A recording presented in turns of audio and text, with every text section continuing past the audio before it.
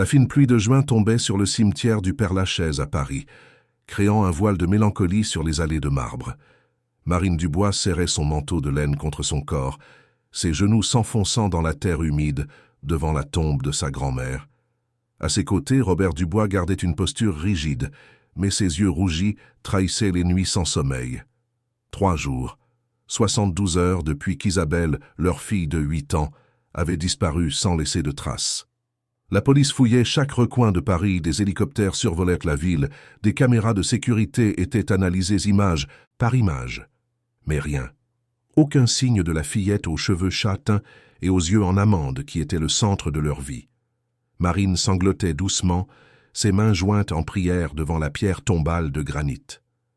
Mamie Hélène avait toujours été sa confidente, son ancre dans les moments difficiles. Même après son départ il y a 2 ans, Marine venait encore y chercher du réconfort dans le souvenir de cette femme sage qui avait élevé 5 enfants seule. Maintenant, face à la plus grande tragédie de sa vie, elle se sentait petite et impuissante. Robert posa la main sur l'épaule de son épouse, un geste mécanique qui tentait de transmettre une force qu'il ne ressentait pas lui-même. L'entreprise de construction Dubois et Associés, l'empire qu'ils avaient bâti ensemble au cours de 15 ans, semblait insignifiant maintenant. Les bâtiments qu'ils avaient érigés partout dans la capitale française, les prix d'architecture, les contrats millionnaires, tout cela n'était que poussière comparé au sourire d'Isabelle. Le téléphone portable de Robert vibra dans sa poche pour la 20e fois ce matin-là. Il l'ignora. Sa secrétaire avait des instructions claires de ne pas le déranger, sauf s'il y avait des nouvelles concernant Isabelle. Les messages venaient des associés, de l'avocat, de journalistes voulant des déclarations. Rien qui comptait. Marine se leva lentement, s'appuyant sur le bras de son mari. Ses yeux parcoururent le cimetière, observant d'autres familles dans leur deuil privé, des fleurs colorées sur des tombes grises, des vies qui continuaient malgré la douleur. C'est alors qu'elle la vit. Entre les rangées de pierres tombales plus anciennes, une petite silhouette frêle se déplaçait avec difficulté, portant un sac en plastique bien trop grand pour sa taille. Une fillette d'environ 10 ans, vêtue d'un t-shirt délavé et de sandales usées, ramassait des canettes d'aluminium laissées par des visiteurs insouciants. Ses cheveux sombres étaient attachés en une queue de cheval désordonnée, et sa peau mate brillait de sueur malgré le froid. Marine observa la scène avec un mélange de pitié et de malaise. Comment une enfant si jeune était-elle là, travaillant au lieu d'être à l'école? Où étaient ses parents? La fillette se baissa pour ramasser une canette près d'une tombe de marbre rose, et ce fut dans ce mouvement que cela se produisit. Un rayon de soleil timide traversa les nuages et se refléta sur quelque chose de doré au cou de l'enfant. Marine sentit son cœur s'arrêter, ses yeux s'écarquillèrent, et elle fit un pas en avant, puis un autre, comme tirée par une force invisible. Ce n'était pas possible, c'était impossible. Mais à mesure qu'elle s'approchait, la certitude se solidifiait dans sa poitrine comme de la glace. Le collier. Le pendentif en forme de cœur, avec les initiales M, R et I entrelacées en filigrane délicate. Un bijou exclusif, commandé à un joaillier renommé de la rue Saint-Honoré, fait sur mesure pour symboliser l'union de la famille Dubois. Marine, Robert et Isabelle, un cadeau qu'ils avaient offert à leur fille pour son dernier anniversaire il y a seulement 3 mois. La pièce était unique, impossible à reproduire, avec un petit diamant incrusté au centre du cœur. La fillette leva les yeux et rencontra le regard de Marine fixé sur elle. Elle fut effrayée par l'intensité de ce regard, fit un pas en arrière, mais Marine courait déjà dans sa direction. Robert, percevant le mouvement soudain de son épouse, courut derrière elle sans comprendre ce qui se passait. Marine arriva près de la fillette et la tint par les épaules, son regard fixé sur le collier doré qui pendait sur le t-shirt usé. La fillette tenta de se dégager, effrayée, mais Marine la retint fermement, sa voix sortant dans un murmure rauque. « Où as-tu eu ça ?» La fillette baissa les yeux, confuse, ses mains tenant le collier instinctivement dans un geste protecteur. « Quoi ?»« Ça !» Marine pointa le bijou d'un doigt tremblant. « D'où as-tu tiré ce collier ?» Robert arriva à leur côté, haletant, et ses yeux s'écarquillèrent en reconnaissant la pièce. Isabelle. Le nom sortit comme un gémissement de ses lèvres. La fillette les regarda l'un après l'autre, voyant le désespoir imprimé sur leur visage. Je n'ai pas volé, je jure. Elle me l'a donné. Elle? Marine secoua légèrement la fillette. Qui? Qui te l'a donné? Votre fille. La fillette parla avec simplicité. Isabelle. Elle est chez moi. Le monde sembla s'arrêter. Marine sentit ses jambes fléchir et Robert dut la retenir pour qu'elle ne tombe pas. Les mots de l'enfant résonnaient dans leurs oreilles, comme une sirène lointaine. Isabelle était vivante, elle allait bien, elle était chez cette fillette. Tu dois nous emmener la voir. Robert parla avec urgence, sa voix défaillante. Maintenant, s'il te plaît. La fillette regarda les deux adultes bien habillés, vit la douleur et le désespoir dans leurs yeux, et hocha lentement la tête. Elle m'a fait promettre de ne pas appeler la police. Elle a dit qu'elle voulait voir si vous alliez vraiment la chercher. Marine sentit les mots comme un coup de poignard. Qu'est-ce que cela signifiait? Pourquoi Isabelle demanderait-elle une chose pareille? La fillette commença à marcher vers la sortie du cimetière, et le couple la suivit comme des automates. Robert prit son portable et prévint le chauffeur qui attendait à la grille. Ils montèrent dans la voiture, la fillette clairement mal à l'aise avec le luxe du véhicule, ses doigts touchant timidement le cuir doux des sièges. « Où allons-nous » demanda le chauffeur, regardant dans le rétroviseur. « À la Courneuve » répondit doucement la fillette, « à la limite de la banlieue nord. » Le chauffeur échangea un regard avec Robert dans le rétroviseur, mais ne dit rien. Il alluma le GPS et commença le trajet. Le voyage serait long, traversant la ville de bout en bout. Marine serra la main de la fillette, ses yeux implorant des réponses. « Comment as-tu trouvé ma fille ?» La fillette regarda par la fenêtre, voyant la ville grise défiler. Elle était assise sur le trottoir près de son école, en train de pleurer. C'était il y a 3 jours, l'après-midi. Je me suis arrêté pour lui demander si elle allait bien, et elle m'a serré fort, demandant de l'aide. Elle a dit qu'elle ne voulait pas rentrer chez elle. « Et tu n'as pas appelé la police ?» demanda Robert, essayant de contrôler son ton de voix. Elle m'a supplié de ne pas appeler. Elle a dit qu'elle voulait voir combien de temps vous mettriez à vous rendre compte qu'elle avait disparu. Marine couvrit sa bouche de sa main, étouffant un sanglot. Les mots étaient comme des lames, coupant profondément dans sa conscience. La fillette continua. « Je l'ai emmenée chez moi.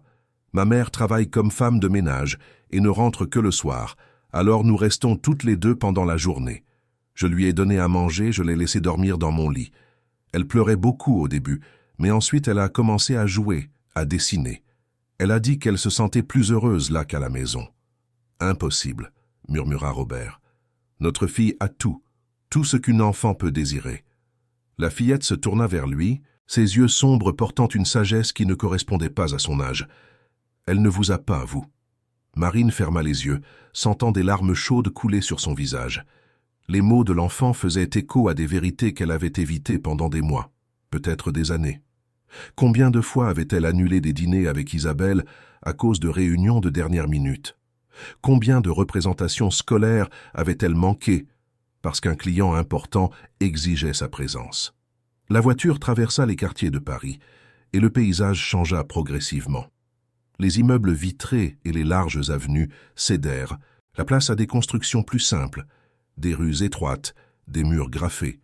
Le trafic devenait plus chaotique, des motos zigzagant entre les voitures, des vendeurs ambulants au feu. Finalement, ils arrivèrent à la Courneuve. Le chauffeur roulait lentement dans les rues escarpées où des maisons de maçonnerie sans enduit s'empilaient les unes sur les autres, formant un labyrinthe vertical. Des enfants jouaient pieds nus dans la rue, de la musique forte venait d'une maison voisine, et l'odeur de la nourriture se mêlait à celle des égouts à ciel ouvert par endroits. Ici, la fillette pointa une ruelle trop étroite pour que la voiture puisse passer. Nous devons y aller à pied. Robert ordonna au chauffeur d'attendre et ils sortirent du véhicule. Des regards curieux se tournèrent vers le couple, clairement déplacés avec leurs vêtements chers et leur posture décalée. Marine serra fermement son sac, tandis que Robert gardait une main protectrice sur son dos. Ils suivirent la fillette par des impasses étroites, montant des escaliers irréguliers, passant devant des maisons où des télévisions allumées rivalisaient avec des conversations à voix haute. Finalement, la fillette s'arrêta devant une cabane de bois et de maçonnerie avec une seule pièce visible à travers la porte entr'ouverte. « Elle est ici. » La fillette poussa la porte et Marine et Robert entrèrent derrière elle. La pièce était petite, propre malgré la précarité. Un lit simple adossé au mur, une petite table avec 2 chaises, une cuisinière à 2 feux, des étagères improvisées avec des provisions. Et par terre, assise sur un morceau de carton, avec des crayons de couleur éparpillés autour, se trouvait Isabelle. La fillette leva les yeux de ses dessins éparpillés sur le sol et rencontra le regard de ses parents. Il n'y eut pas de cri de joie, pas de course vers les bras maternels. Isabelle regarda simplement Marine et Robert avec une expression vide, presque résignée, avant de reporter son attention sur le dessin qu'elle coloriait. C'était une maison simple, avec des fleurs devant et un soleil jaune brillant dans le ciel. Marine sentit ses genoux fléchir à nouveau. Où était le soulagement qu'elle s'attendait à voir sur le visage de sa fille? Où était l'enfant qui courait en criant « Maman » chaque fois qu'elle rentrait à la maison? « Isabelle » murmura Marine, faisant un pas en avant. Isabelle resta silencieuse, coloriant méthodiquement les pétales d'une fleur rouge. Robert s'approcha et s'agenouilla à côté de sa fille, sa grande main tremblante touchant délicatement sa petite épaule. « Ma fille, nous étions désespérés. Tu vas bien ?»« Oui. » La réponse vint d'un ton monocorde, sans émotion. Marine s'agenouilla de l'autre côté, ses yeux parcourant le corps de sa fille à la recherche de tout signe de blessure. Isabelle portait des vêtements qui n'étaient clairement pas les siens, un t-shirt trop grand et un short élastique. Ses cheveux étaient propres et peignés. Il y avait un petit pansement sur son genou. « Tu es blessée ?» Marine toucha le pansement avec précaution. Isabelle secoua la tête. « Je suis tombée en jouant hier. Julie a pris soin de moi. » Julie. Marine regarda la fillette qui les avait amenés là, réalisant qu'elle ne connaissait même pas son nom jusqu'à ce moment. L'enfant était appuyé contre le mur, observant la scène avec des yeux circonspects. « Pourquoi as-tu fugué, Isabelle ?» demanda Robert, la voix chargée de douleur. « Pourquoi n'es-tu pas rentrée à la maison? Pourquoi ça vous intéresse ?» La question sortit comme une accusation, et Isabelle regarda finalement son père. « Vous n'avez même pas remarqué que j'avais disparu. » Marine eut l'impression d'avoir reçu une gifle. « Quoi? Bien sûr que nous avons remarqué, ma fille. »« Quand ?» Isabelle lâcha le crayon de couleur et croisa les bras. « À quelle heure avez-vous remarqué que je n'étais pas à la maison ?» Robert et Marine échangèrent un regard, la vérité commençant à se former comme un nuage sombre au-dessus de leur tête. Marine essaya de se souvenir de ce jour, il y a 3 jours. Elle avait eu une réunion importante avec des investisseurs japonais, qui s'était prolongée l'après-midi. Robert visitait un chantier problématique dans le sud. L'employé de maison avait pris son jour de congé parce que c'était son anniversaire. Isabelle aurait dû être récupérée à l'école par le chauffeur à 3 heures de l'après-midi, mais ils avaient oublié de confirmer avec lui le matin, supposant que la routine se déroulerait normalement. Ce fut la directrice de l'école qui appela à 5h30 de l'après-midi pour demander si tout allait bien, car Isabelle attendait toujours à l'entrée. Marine avait répondu à l'appel au milieu de la réunion, s'était excusée rapidement auprès de la directrice et avait immédiatement appelé Robert en panique. Ils s'étaient rencontrés à l'école 20 minutes plus tard, mais Isabelle n'était plus là. La directrice expliqua que la fillette avait dit qu'elle irait marcher jusqu'à un snack-bar voisin et reviendrait, mais elle n'était jamais revenue. C'est là que le cauchemar commença. Police, recherche, conférence de presse.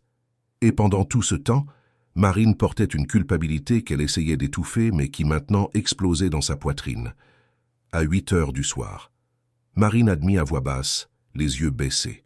« Nous avons remarqué à 8 heures du soir. » Isabelle hocha la tête, comme si cette réponse confirmait quelque chose qu'elle savait déjà.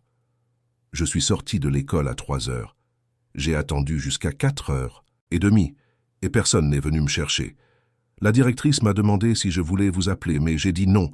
Je voulais voir combien de temps ça allait prendre. 5 heures. Robert passa la main sur son visage. 5 heures seul. J'ai marché dans la ville. » Isabelle continua, sa voix gagnant en force. « Je suis entrée dans des magasins, je me suis assise sur des places, j'ai regardé les gens passer. Personne ne m'a vu. Personne n'a demandé si j'étais perdue. C'est comme si j'étais invisible, jusqu'à ce que Julie me voie. » La fillette appuyée contre le mur rougit, légèrement à la mention. Isabelle lui sourit, le premier signe d'émotion authentique depuis l'arrivée de ses parents. Elle m'a demandé si j'allais bien. Elle m'a offert un morceau de pain qu'elle mangeait. Elle m'a ramené chez elle. Marine regarda Julie, avec un mélange de gratitude et de honte. Une enfant pauvre, qui n'avait probablement rien, avait pris soin de sa fille alors qu'elle, avec toutes les ressources du monde, avait échoué. « Et ta mère ?» demanda Robert à Julie. « Où était-elle ?»« Au travail, » répondit Julie. « Elle travaille comme femme de ménage à plusieurs endroits. Elle part à 6 heures du matin et rentre à 8 heures du soir, parfois plus tard. »« Et tu restes seule ?» demanda Marine, choquée. Julie haussa les épaules. « J'ai l'habitude, je sais me débrouiller. » Isabelle se leva du sol et alla vers Julie, prenant sa main. « C'est mon amie, la seule qui se soit vraiment souciée de moi. » Les mots étaient comme des couteaux dans le cœur de Marine. « Isabelle, nous nous soucions de toi. » Robert tenta d'argumenter, mais sa voix semblait faible même à ses propres oreilles. Isabelle se tourna vers ses parents, et pour la première fois ses larmes commencèrent à couler. « Quand avez-vous dîné avec moi pour la dernière fois? Quand avez-vous aidé avec mes devoirs pour la dernière fois? Quand m'avez-vous couché pour la dernière fois ?» Marine ouvrit la bouche, mais aucun mot ne sortit. Elle essaya de se souvenir, mais les souvenirs se mêlaient dans un brouillard de réunions, de contrats, de voyages d'affaires. « Vous avez oublié mon récital de danse le mois dernier. » Isabelle continua, sa voix brisée. « J'étais la seule enfant sans ses parents dans le public. Vous avez promis d'aller à mon anniversaire à l'école, mais vous avez annulé à la dernière minute à cause d'une réunion. La maîtresse a dû me consoler parce que j'ai pleuré devant tout le monde. À chaque accusation, Marine sentait son cœur se briser un peu plus. Comment avait-il pu en arriver là? Comment avait-il si complètement échoué avec la personne la plus importante de leur vie? Robert s'approcha de sa fille, s'agenouillant pour être à sa hauteur. « Isabelle, mon amour, je suis désolé. Nous sommes désolés. Nous n'avons pas réalisé à quel point nous te négligions. Mais ça va changer, je promets que ça va changer. » Isabelle regarda son père avec scepticisme. « Combien de fois avez-vous déjà promis cela ?» Marine rejoignit Robert, ses genoux touchant le sol froid de la cabane. Elle serra les petites mains de sa fille entre les siennes. « Cette fois, c'est différent, Isabelle. Nous t'avons presque perdue. Ces 3 jours ont été l'enfer sur terre. Il n'y a rien dans ce monde de plus important que toi. Rien. L'entreprise peut faire faillite, nous pouvons tout perdre, mais sans toi, rien n'a de sens. » Isabelle regarda dans les yeux de sa mère, cherchant la sincérité. Ce qu'elle y vit dut toucher quelque chose en elle, car ses épaules se détendirent, légèrement. Julie serra la main d'Isabelle. « Je crois qu'ils sont sérieux, Isa. Tu devrais leur donner une chance. » Isabelle essuya ses larmes du revers de la main. « Est-ce que je peux emmener Julie visiter notre maison ?» Marine cligna des yeux, surprise par la demande. « Bien sûr que tu peux, mon amour, quand tu veux. » Et sa mère aussi. Isabelle hocha lentement la tête. « D'accord, je rentre à la maison. Mais vous devez le promettre pour de vrai. Pas de mensonge. Nous promettons. » Robert et Marine parlèrent à l'unisson, tirant leur fille dans une étreinte serrée. Isabelle céda finalement, ses petits bras entourant le cou de ses parents, et le trio resta là, agenouillé sur le sol de la cabane, pleurant des larmes de soulagement, de culpabilité et de promesses de renouveau. Julie observait la scène avec un petit sourire, jusqu'à ce que la porte de la cabane s'ouvre soudainement. Une femme d'environ 40 ans, vêtue d'un uniforme de femme de ménage et portant un grand sac, s'arrêta à l'entrée, les yeux écarquillés en voyant la scène devant elle. « Julie, qu'est-ce qui se passe ?» La fillette courut vers sa mère. « Maman, ce sont les parents d'Isabelle. » La femme regarda de Julie au couple riche agenouillé sur son sol, à Isabelle toujours accrochée à eux, et la compréhension envahit lentement son expression. « Vous êtes les parents qui passent à la télévision, » dit la femme, posant son sac par terre. Ceux qui cherchaient leur fille disparue. Marine et Robert se levèrent, arrangeant leurs vêtements. Robert tendit la main à la femme. « Je suis Robert Dubois, et voici mon épouse Marine. Vous devez être la mère de Julie. Je suis Thérèse. » La femme lui serra la main, ses yeux encore confus. Thérèse regarda Robert, puis Marine, puis les 2 jeunes filles, essayant de comprendre la situation surréaliste qu'elle trouvait dans sa modeste habitation. Ses pieds lui faisaient mal après presque 14 heures de travail, à nettoyer des bureaux dans le quartier d'affaires de Paris. Tout ce qu'elle voulait, C'était prendre une douche et tomber dans son lit, mais elle était là face à 2 millionnaires dont les visages dominaient les actualités depuis 3 jours. « Julie, tu t'es occupée de leur fille tout ce temps ?» demanda Thérèse, sa voix mêlant incrédulité et inquiétude. « Elle pleurait dans la rue, maman, » expliqua Julie, restant ferme. Elle a dit qu'elle ne voulait pas rentrer chez elle. J'ai demandé à ne pas appeler la police, alors je l'ai ramenée ici. Thérèse passa une main sur son visage, épuisée. Vous vous rendez compte que la ville entière cherchait cette petite fille? Que la police a mobilisé des centaines de personnes? Je sais, dit Julie en baissant les yeux. Mais elle m'a demandé de ne rien dire. Elle voulait voir si ses parents se souciaient vraiment d'elle. Marine sentit les mots comme un coup de poing dans l'estomac. Thérèse tira une chaise et s'assit lourdement. Elle regarda Isabelle qui tenait toujours la main de Julie. « Tu vas bien, petite ?» Isabelle hocha la tête. « Tati Julie a très bien pris soin de moi. » Thérèse soupira profondément. « Je ne sais pas si je dois être en colère contre ma fille ou fière d'elle. »« Fière !» intervint Robert, la voix nouée. « Votre fille a sauvé la mienne. Et nous vous sommes éternellement reconnaissants. » Thérèse étudia le visage de l'homme d'affaires, y voyant la sincérité. Elle hocha lentement la tête. « Bien, l'important est que tout soit résolu maintenant. Vous pouvez ramener la petite à la maison. » Mais avant, Marine s'approcha de Thérèse. « Nous devons vous remercier d'une manière ou d'une autre. Que pouvons-nous faire ?» Thérèse leva la main. « Il n'y a pas besoin de ça. J'ai fait ce que n'importe quelle mère ferait en voyant un enfant en difficulté. S'il vous plaît, insista Robert, laissez-nous au moins compenser les frais que vous avez eus, la nourriture, les soins. » Ce n'était rien de spécial. Thérèse se leva. Quelques repas simples, rien. Qui mérite compensation. Maintenant, si vous me permettez, j'ai besoin de prendre une douche. Je travaille tôt demain. Marine reconnut dans la posture de Thérèse la fierté de quelqu'un qui n'acceptait pas la charité. Elle respecta cela, mais fit une promesse silencieuse de trouver un moyen de rendre la gentillesse de cette famille. Isabelle serra Julie fort dans ses bras. « Tu viendras me voir, n'est-ce pas ?»« Oui, » promit Julie. « Et tu viendras ici aussi. »« Promis. » Isabelle sourit un sourire authentique que Marine n'avait pas vu depuis des mois. La famille. Lefebvre sortit de la modeste habitation, descendant les escaliers irréguliers pour retourner dans la ruelle où le chauffeur attendait. Des voisins curieux observèrent par les fenêtres et les portes, et quelques jeunes avec des téléphones portables commencèrent à prendre des photos du couple clairement riche marchant dans le quartier défavorisé. Robert essaya d'ignorer, concentré sur le fait de ramener sa famille en sécurité à la maison. Dans la voiture, Isabelle s'assit entre ses parents, et Marine l'étreignit tout le long du chemin, comme si elle craignait que la petite puisse disparaître à nouveau si elle la lâchait. Robert tenait la main libre de sa fille, leurs doigts entrelacés avec force.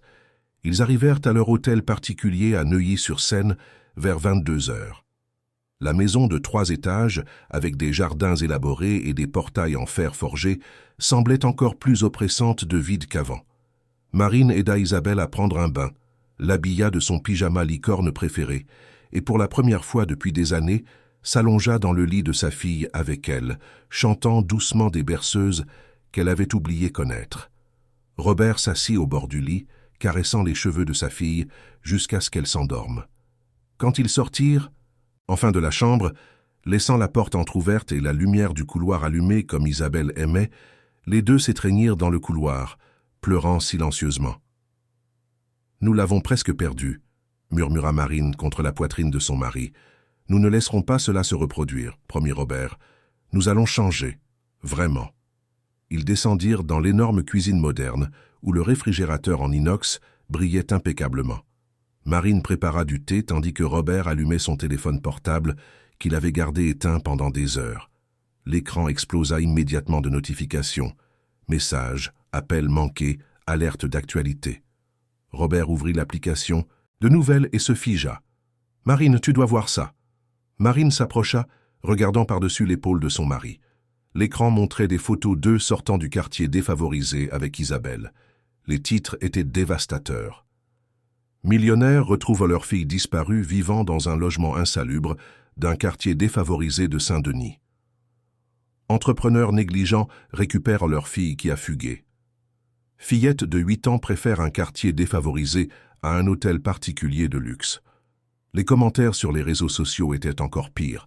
Des milliers de personnes exprimaient leur indignation, accusant le couple de négligence, d'être des parents absents qui valorisaient l'argent plus que leur propre fille.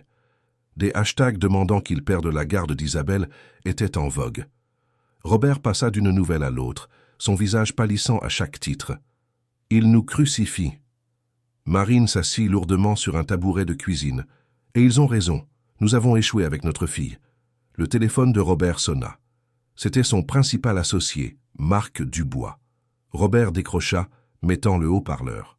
« Marc, nous avons retrouvé Isabelle, elle va bien. » « Tant mieux, Robert. » Vraiment soulagé. La voix de Marc semblait tendue. « Mais nous devons parler de la situation de l'entreprise. Plusieurs clients appellent, inquiets de l'image de la société de construction. Certains menacent d'annuler des contrats. »« Pas maintenant, Marc. » Robert se frotta le visage. « Nous venons de récupérer notre fille. »« Je comprends, mais... » Robert raccrocha avant que Marc ne puisse continuer. Il jeta le téléphone sur le comptoir de la cuisine. Au diable, l'entreprise. Marine regarda son mari surprise. En 15 ans de mariage, elle ne l'avait jamais entendu dire une chose pareille. Robert croisa son regard. « Je suis sérieux, Marine. Isabelle a demandé quand était la dernière fois que nous avions dîné avec elle, et je n'ai pas pu m'en souvenir. Notre propre fille, et je ne peux pas me souvenir du dernier repas que nous avons fait ensemble. » Des larmes coulaient sur le visage de Marine. « Moi non plus. »« Alors nous allons changer ça. À partir de maintenant, dîner en famille tous les jours, sans téléphone portable, sans travail, juste nous trois. » Marine hocha la tête, prenant la main de son mari. « Et les week-ends, pas d'événements d'entreprise ni de visites de chantier, du temps de qualité avec Isabelle. » Ils firent un pacte là, dans la cuisine silencieuse de l'hôtel particulier, jurant de faire passer leur fils en premier. Les jours suivants, la tempête médiatique ne fit qu'empirer. Des journalistes campèrent devant la maison, des caméras pointées vers les portails. La société de construction Lefebvre perdit 2 gros contrats et d'autres clients exigèrent des réunions d'urgence pour discuter de la continuité des partenariats. Robert et Marine ignorèrent tout. Ils éteignirent leur téléphone portable professionnel, déléguèrent toutes les décisions urgentes à Marc et se concentrèrent entièrement sur Isabelle. Ils passèrent les journées à jouer à des jeux de société, à regarder les films préférés de leur fille, à l'aider avec ses devoirs. Marine apprit à Isabelle à faire des biscuits, salissant la cuisine immaculée avec de la farine et riant des formes étranges qu'elle créait. Robert monta une tente dans le jardin et ils campèrent là, racontant des histoires sous les étoiles. Lentement, Isabelle s'ouvrit de nouveau, riant plus, embrassant spontanément ses parents. Une semaine après avoir retrouvé sa fille, Marine retourna au travail pour la première fois. La société de construction Lefebvre occupait 3 étages d'un immeuble commercial sur un grand boulevard parisien. Quand elle entra, les employés la saluèrent avec des regards de compassion mêlés de curiosité. Marc l'attendait dans la salle de réunion, avec des piles de documents éparpillés sur la table. « Marine, nous devons parler de la restructuration », commença Marc sans préambule. « La situation est critique. Nous avons perdu 4 contrats la semaine dernière et d'autres sont en attente de décision. »« Je sais. » Marine s'assit, mais son attention n'était pas sur les papiers.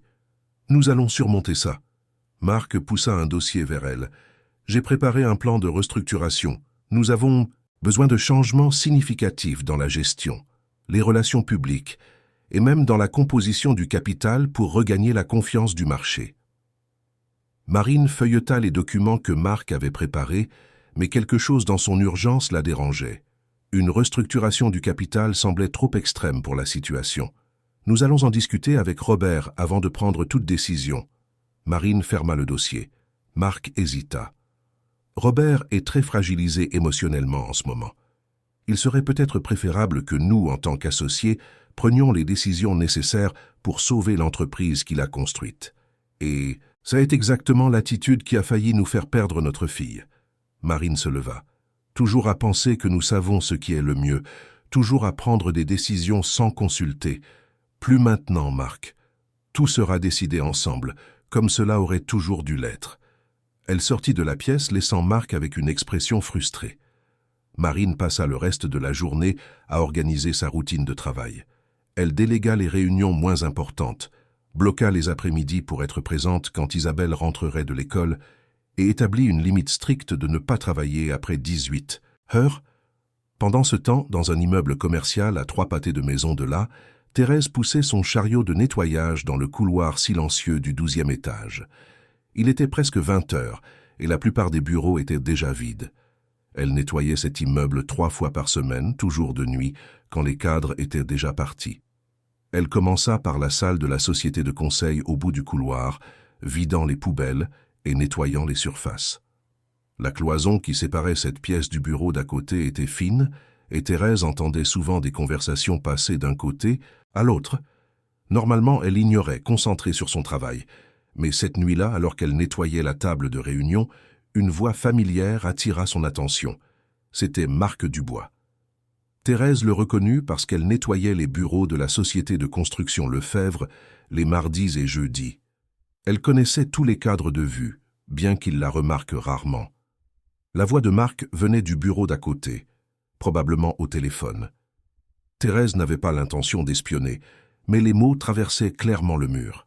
Il faut que ce soit maintenant, pendant que Robert est émotionnellement instable. Il signera n'importe quoi si je le présente comme une solution pour sauver l'entreprise. Thérèse arrêta de nettoyer, sa main se figeant en l'air avec le chiffon. J'ai déjà préparé les documents de transfert. Une fois qu'il aura signé, nous aurons le contrôle majoritaire des actions. La société de construction sera la nôtre, et les Lefebvre n'auront plus que moins de 30%.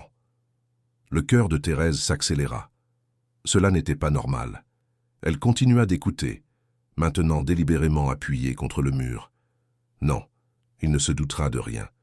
Je suis son meilleur ami depuis 15 ans. Il me fait entièrement confiance. Marc rit, un son froid qui fit frissonner Thérèse. Quand il réalisera ce qui s'est passé, il sera déjà trop tard. Thérèse eut la nausée. Elle connaissait ce genre de trahison. Elle avait vu au cours de sa vie comment les gens faisaient confiance à ceux qu'ils ne devaient pas. Mais que pouvait-elle faire? Elle était une femme de ménage, invisible pour ces gens. Qui la croirait? Elle termina rapidement le nettoyage et quitta l'étage. Pendant tout le trajet en bus pour rentrer chez elle, la conversation qu'elle avait entendue résonnait dans son esprit. Elle arriva à sa modeste habitation presque à 22 heures, trouvant Julie encore éveillée, faisant ses devoirs à la faible lumière de la lampe. « Maman, Isabelle a appelé aujourd'hui. » Julie sourit. Elle a dit que ses parents passaient plus de temps avec elle. Elle a dit qu'ils étaient très différents. « Tant mieux, ma fille. » Thérèse posa son sac par terre et s'assit sur le lit, épuisée. Julie remarqua la préoccupation sur le visage de sa mère. « Il s'est passé quelque chose au travail ?» Thérèse hésita. Elle ne voulait pas impliquer sa fille dans des problèmes d'adultes, mais elle savait aussi que Julie était incroyablement perspicace pour son âge. « J'ai entendu quelque chose au bureau aujourd'hui, quelque chose que je n'aurais pas dû entendre. » Julie lâcha son crayon et s'approcha de sa mère. « À propos de quoi ?»« À propos du père d'Isabelle. Il y a un homme qui essaie de lui voler son entreprise. » Julie écarquilla les yeux. « Tu es sûre ?» J'ai clairement entendu la conversation. Thérèse se frotta le visage. « Mais je ne sais pas quoi faire. Qui va me croire ?» Julie resta silencieuse un instant, réfléchissant, puis ses yeux brillèrent. « Tu peux enregistrer la conversation la prochaine fois. » Thérèse regarda sa fille, surprise. « Enregistrer ?»« Avec ton téléphone portable. » Julie montra le vieil appareil de Thérèse. « Si tu enregistres, tu auras des preuves. »« Mais ce n'est pas... » Thérèse commença à protester, puis s'arrêta. Ce n'était pas quoi? Juste, cet homme planifiait de voler l'entreprise de quelqu'un qui avait été gentil avec elle, qui avait une fille devenue l'amie de Julie. Ne rien faire serait de la complicité. Tu penses que je devrais? Je pense qu'ils ont été gentils avec nous, maman. Isabelle est mon amie. Ce n'est pas juste de laisser quelqu'un voler les parents d'Isabelle. Thérèse hocha lentement la tête. Elle avait raison. Jeudi prochain, je retournerai à cet étage. S'il est là de nouveau, j'essaierai d'enregistrer. Les jours suivants, Thérèse ne pouvait s'empêcher de penser au plan. Une partie d'elle trouvait absurde de s'impliquer dans des affaires qui ne la concernaient pas. Mais une autre partie, la mère qui avait élevé une fille avec des valeurs solides malgré toutes les difficultés, savait que faire ce qui était juste n'était pas toujours pratique. Le jeudi arriva. Thérèse alla travailler comme toujours, mais cette fois, elle emporta son téléphone portable entièrement chargé dans la poche de son uniforme. À 20 heures, elle monta au 12e étage et commença à nettoyer la salle de conseil, la même d'où elle avait entendu la conversation de Marc. Elle attendit, faisant semblant de nettoyer méticuleusement chaque surface. Une demi-heure plus tard, elle entendit des voix dans le couloir. Marc entra dans le bureau d'à côté avec une autre personne, Thérèse, reconnut la deuxième voix comme étant celle d'Henri Lambert, un autre associé de la société de construction. « As-tu les documents finalisés ?» demanda Henri. Marc répondit affirmativement. « Tout est prêt. Demain, je le présenterai à Robert comme une solution d'urgence. Il signera sans lire complètement, j'en suis sûr. Son état émotionnel est un chaos. » Thérèse sortit discrètement son téléphone de sa poche et activa l'enregistreur. Elle s'appuya contre le mur, gardant l'appareil près d'elle. Et s'il se méfie? Henri semblait nerveux. Il ne le fera pas. Marc était confiant. Nous sommes amis depuis 15 ans. Il me voit comme un frère. Il n'imaginerait jamais que je le trahirais ainsi. Thérèse enregistra pendant près de 20 minutes. Les deux hommes discutèrent des détails du coup, comment ils prévoyaient d'utiliser la crise d'image de l'entreprise comme justification de la restructuration, comment ils avaient préparé des documents qui semblaient légitimes, mais qui, en pratique, transféreraient le contrôle de la société de construction à eux. Quand ils sortirent, finalement, Thérèse rangea son téléphone avec des mains tremblantes. Elle avait les preuves, mais maintenant, elle devait trouver comment les remettre au Lefebvre. Elle termina rapidement le nettoyage et rentra chez elle. Julie l'attendait éveillée, anxieuse. « Tu as réussi ?» Thérèse montra le téléphone. « J'ai réussi.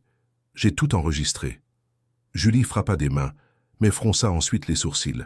« Comment allons-nous leur remettre? Nous ne pouvons pas simplement appeler. Ils pourraient penser que c'est un canular. » Thérèse réfléchit un instant. « Nous irons personnellement. Demain, c'est vendredi. Je ne travaille pas le soir. Nous pouvons aller chez eux. »« Mais maman, vont-ils nous recevoir ?» questionna Julie. « Si nous mentionnons Isabelle, j'en suis sûr. » Thérèse était déterminée. Le lendemain, dès que Julie rentra de l'école, les deux prirent 2 bus jusqu'à Neuilly-sur-Seine. Le soleil se couchait lorsque Thérèse et Julie descendirent sur l'avenue Montaigne, marchant le long des rues arborées jusqu'au portail imposant de l'hôtel particulier des Fourniers.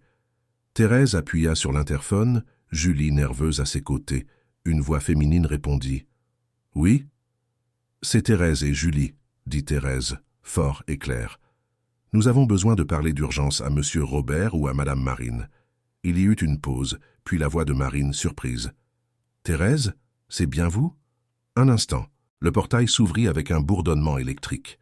Thérèse et Julie montèrent l'allée de pierre jusqu'à la porte principale, où Marine les attendait déjà. Isabelle apparut derrière sa mère et courut embrasser Julie.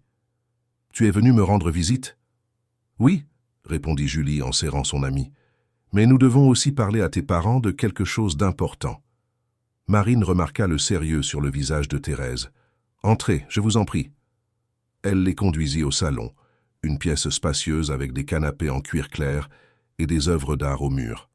Robert descendit les escaliers, vêtu de vêtements décontractés, très différents des costumes impeccables qu'il portait pour le travail. « Thérèse, il s'est passé quelque chose ?» Robert les salua, surpris mais accueillant. Isabelle et Julie s'assirent ensemble sur un canapé, tandis que Thérèse resta debout, visiblement mal à l'aise avec l'opulence environnante. « Je dois vous raconter quelque chose. » Thérèse prit une profonde inspiration. « À propos de votre entreprise. » Robert et Marine échangèrent un regard. « Asseyez-vous, je vous en prie. » Marine désigna un canapé. Thérèse s'assit au bord, ses mains serrant la hanse de son sac. « Je travaille comme femme de ménage dans plusieurs immeubles de bureaux, y compris le bâtiment de votre société Fournier BTP. Je nettoie également un immeuble sur le boulevard Haussmann, à 3 pâtés de maisons de là. » Marine hocha la tête, l'encourageant à continuer. « Jeudi dernier, alors que je nettoyais un bureau, j'ai entendu une conversation à travers le mur. » Thérèse fit une pause. C'était Monsieur Marc Dubois. Robert se pencha en avant. « Marc, qu'avez-vous entendu ?» Thérèse raconta tout, décrivant la conversation sur la restructuration frauduleuse, Le plan pour faire signer des documents à Robert sans qu'il les lise. L'intention de voler le contrôle de l'entreprise. Au fur et à mesure qu'elle parlait, elle vit l'expression de Robert passer de la confusion à l'incrédulité, puis à une colère contenue. Marine serra la main de son mari, elle aussi visiblement choquée. « C'est très sérieux, Thérèse. » Robert passa la main dans ses cheveux. « Marc est mon ami depuis 15 ans. Comment pouvez-vous être sûr de ce que vous avez entendu ?» Thérèse sortit son téléphone portable de son sac. « C'est pourquoi je suis revenue jeudi dernier et j'ai enregistré. » Elle lança l'audio. Le salon fut plongé dans un silence absolu, tandis que les voix de Marc et Henri remplissèrent l'espace, discutant de la trahison, dans des détails cruels. Robert pâlit. Marine couvrit sa bouche de sa main. Lorsque l'enregistrement se termina, Robert se leva et marcha jusqu'à la fenêtre, ses mains tremblantes. Il avait tout planifié, profitant de la situation avec Isabelle. Je lui faisais entièrement confiance. Marine s'approcha de son mari, posant sa main sur son épaule. « Thérèse, comment pouvons-nous vous remercier? Vous nous avez sauvés. » « Vous n'avez pas besoin de me remercier. » Thérèse se leva. « Nous avons juste fait ce qui était juste. » Julie, assise à côté d'Isabelle, sourit timidement. « Ma mère dit toujours que nous devons aider les gens quand nous le pouvons. » Robert se tourna vers elle, les yeux rouges. « Vous êtes toutes les deux des personnes incroyables. Je ne sais pas ce que nous aurions fait sans vous. » Thérèse rougit du compliment. « Nous devons y aller. Il est tard et nous devons prendre 2 bus pour rentrer. » « Non. » Marine alla à la porte et appela. « Georges, le chauffeur apparut. Veuillez ramener Thérèse et Julie chez elle, s'il vous plaît. Et merci encore. » Les deux se dirent au revoir, Isabelle et Julie se promettant de se revoir le week-end. Dès qu'elle fut repartie, Robert prit son téléphone. « Je vais appeler mon avocat tout de suite. » Marine lui retint le bras. « Attends, réfléchissons stratégiquement. Si tu confrontes Marc maintenant, il pourrait détruire des documents ou s'enfuir. Nous avons besoin d'un plan. » Robert hocha la tête, se forçant à prendre une profonde inspiration. « Tu as raison, faisons ça correctement. » Ils passèrent de la nuit à élaborer une stratégie avec l'avocat de la famille. L'enregistrement était une preuve suffisante pour des poursuites pénales, mais ils devaient s'assurer que Marc n'aurait aucune chance de s'échapper. Ils décidèrent que Robert irait au bureau le lundi, comme si de rien n'était. Il laisserait Marc présenter les documents frauduleux, et ce n'est qu'alors qu'il révélerait qu'il savait tout. Pendant le week-end, Robert dormit à peine. La trahison de quelqu'un qu'il considérait comme un frère faisait plus mal que n'importe quelle perte financière. Marine le réconforta, lui rappelant qu'ils avaient l'un l'autre et Isabelle, et que c'était ce qui comptait vraiment.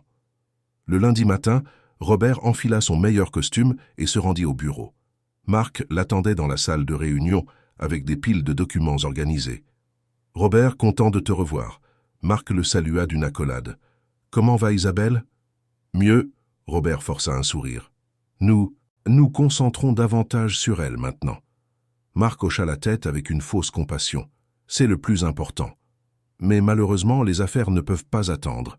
J'ai préparé une restructuration complète qui aidera l'entreprise à se remettre de cette crise d'image. » Il poussa les documents vers Robert. « Si tu signes aujourd'hui, nous pourrons commencer à mettre en œuvre les changements immédiatement. » Robert prit les documents et commença à les feuilleter lentement.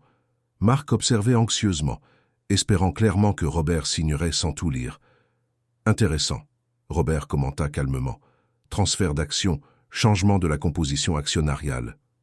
Tout pour sauver l'entreprise. Ce sont des mesures drastiques, mais nécessaires. » Marc tenta de presser. « Les investisseurs sont préoccupés par la gestion actuelle.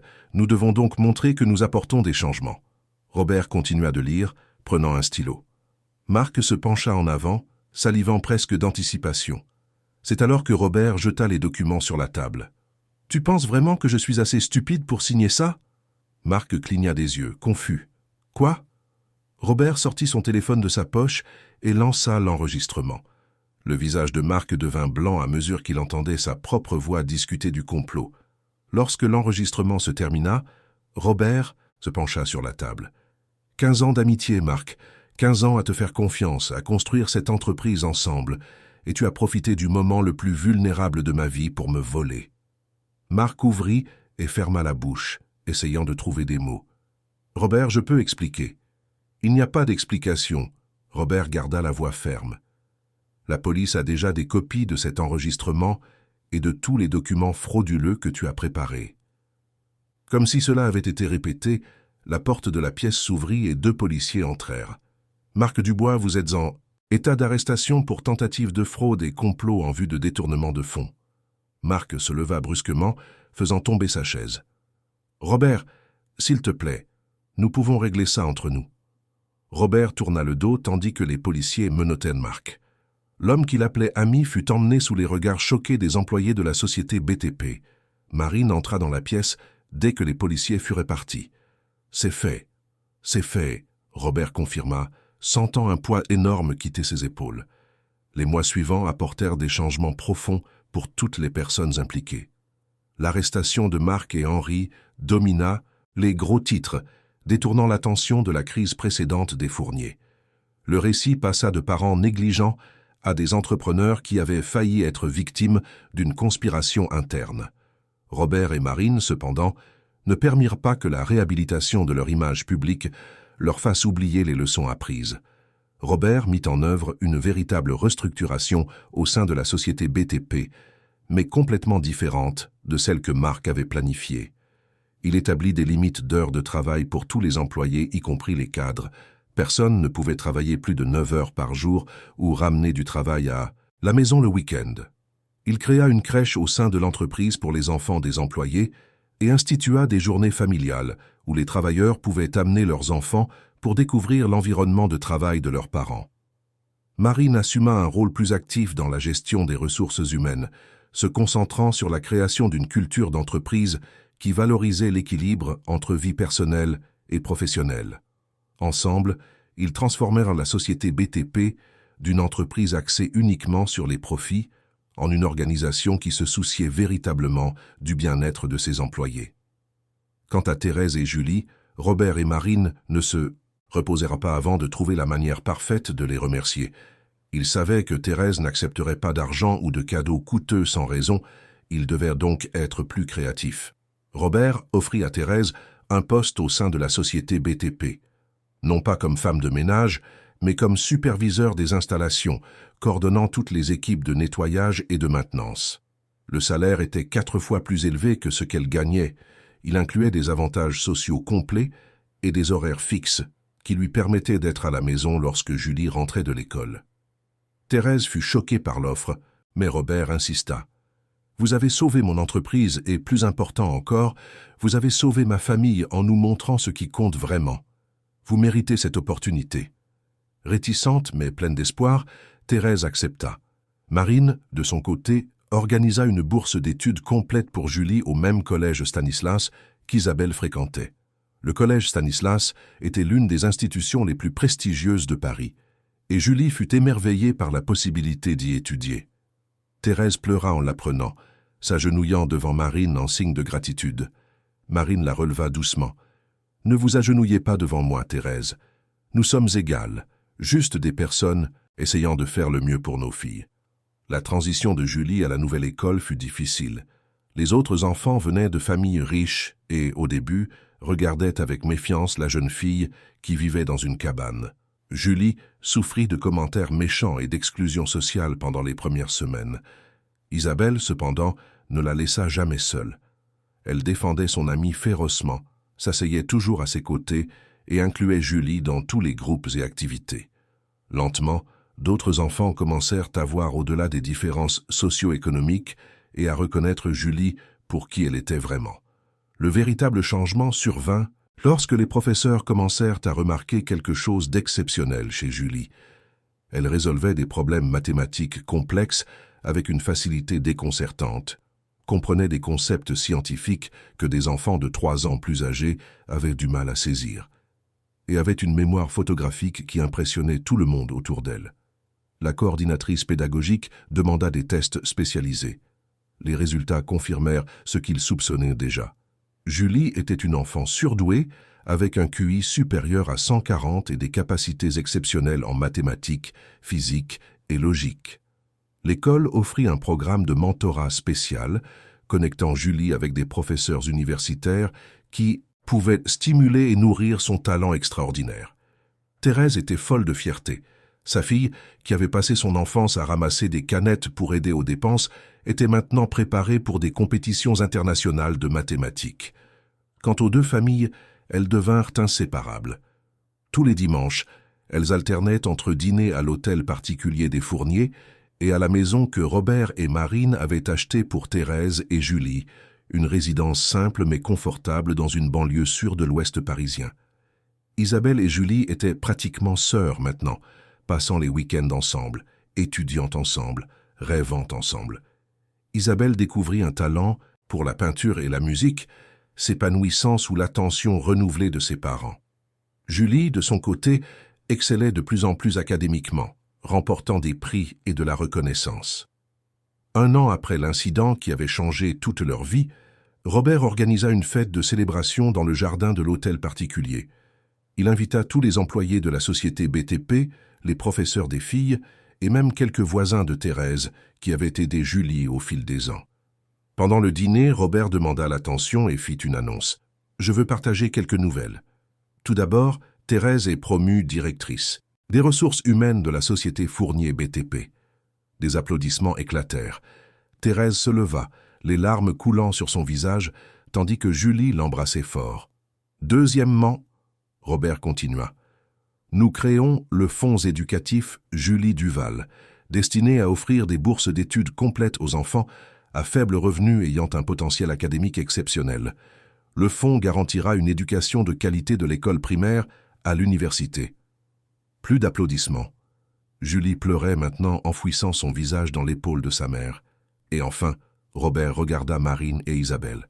« Nous lançons le projet Bien Habité, une initiative de la société BTP pour construire des logements sociaux de qualité pour les familles à faible revenu. Parce que nous avons appris qu'un foyer n'est pas défini par sa taille ou son luxe, mais par l'amour qui y réside. » La fête continua toute la nuit avec de la musique, de la danse et beaucoup de joie. Isabelle et Julie jouèrent dans le jardin avec d'autres enfants, leur rire résonnant sous les étoiles. Marine observait la scène, appuyée sur Robert. « Nous pensions que nous avions tout, » murmura Marine, « mais nous étions vides. » Robert embrassa le sommet de la tête de sa femme, jusqu'à ce que des gens qui n'avaient rien nous montrent ce qui compte vraiment. 2 ans après ce jour pluvieux au cimetière, les familles étaient réunies chez Thérèse pour un dîner spécial. C'était un samedi soir, et la modeste salle était pleine de vie et de conversations animées. Julie venait de rentrer d'une compétition nationale de mathématiques où elle avait remporté la première place. Isabelle avait terminé une série de peintures qui seraient exposées dans une galerie d'art pour enfants. La table était bien garnie avec de la nourriture préparée par tous. Thérèse avait fait sa fameuse feijoada, Marine avait apporté une tarte aux fruits et les filles avaient décoré des cupcakes. Pendant qu'ils mangeaient, Robert réfléchit à voix haute. « Parfois, je pense à ce jour au cimetière, le pire jour de ma vie, pensant que j'avais perdu ma fille pour toujours. » Marine compléta la pensée. « Mais cela s'est avéré être le jour qui nous a sauvés. » Thérèse, donnant un morceau de pain à l'un des chats errants que Julie avait adoptés, sourit. « Dieu agit de manière mystérieuse. Il utilise les brisés pour guérir ceux qui sont perdus. » Isabelle et Julie, assises ensemble sur le petit canapé, échangèrent des regards complices. Elles savaient que leur vie s'était entrelacée d'une manière qu'aucun argent ne pouvait acheter, aucune position sociale ne pouvait définir. Elles étaient simplement 2 filles qui s'étaient rencontrées au bon moment, se sauvant non seulement l'une l'autre, mais des familles entières. Robert leva son verre de jus. Un toast à la famille, non pas celle où nous sommes nés, mais celle que nous choisissons. Tous levèrent leurs verres, les yeux brillants de larmes de bonheur. « À la famille », répétèrent-ils à l'unisson. Cette nuit-là, tandis que les étoiles brillaient sur Paris, 2 familles que le destin avait unies célébraient la véritable richesse de la vie. Elles ne se trouvaient pas dans les coffres bancaires ou les hôtels particuliers de luxe. Elles se trouvaient dans les étreintes sincères, les rires partagés, la présence constante de ceux que nous aimons. Marine regarda Robert, Isabelle, Thérèse et Julie, et sentit son cœur déborder de gratitude. Ils avaient failli tout perdre en poursuivant des choses qui n'avaient pas d'importance. Mais au fond du gouffre, ils avaient trouvé des personnes qui leur avaient rappelé l'essentiel. Et maintenant leurs vies étaient infiniment plus riches qu'elles ne l'avaient jamais été. parce qu'ils avaient appris que l'amour ne peut être acheté, la présence ne peut être sous-traitée, et la vraie famille se construit avec du temps, de l'attention et des sacrifices. Ce n'étaient là les seules richesses qui duraient vraiment, les seules qui valèrent la peine d'être protégées, les seules qui faisaient que la vie valait la peine d'être vécue. Fin de l'histoire, chers auditeurs. Nous espérons que l'histoire de Marine, Robert, Isabelle, Thérèse et Julie a profondément touché vos cœurs. Ce voyage nous rappelle que, parfois, les plus grandes leçons viennent des personnes que nous attendons le moins, et que la vraie richesse réside dans les relations que nous cultivons. Si ce récit vous a ému, nous vous invitons à vous abonner à notre chaîne pour plus d'histoires qui explorent la complexité de la vie, le pouvoir de la rédemption et la force de l'amour véritable. Laissez un j'aime sur cette vidéo et partagez dans les commentaires quel moment a le plus touché votre cœur. Chaque jour, nous vous apportons des contenus uniques qui célèbrent l'humanité sous ses formes les plus pures et inspirantes. Ne manquez pas nos prochaines vidéos et rejoignez cette communauté qui croit au pouvoir transformateur des bonnes histoires. À la prochaine.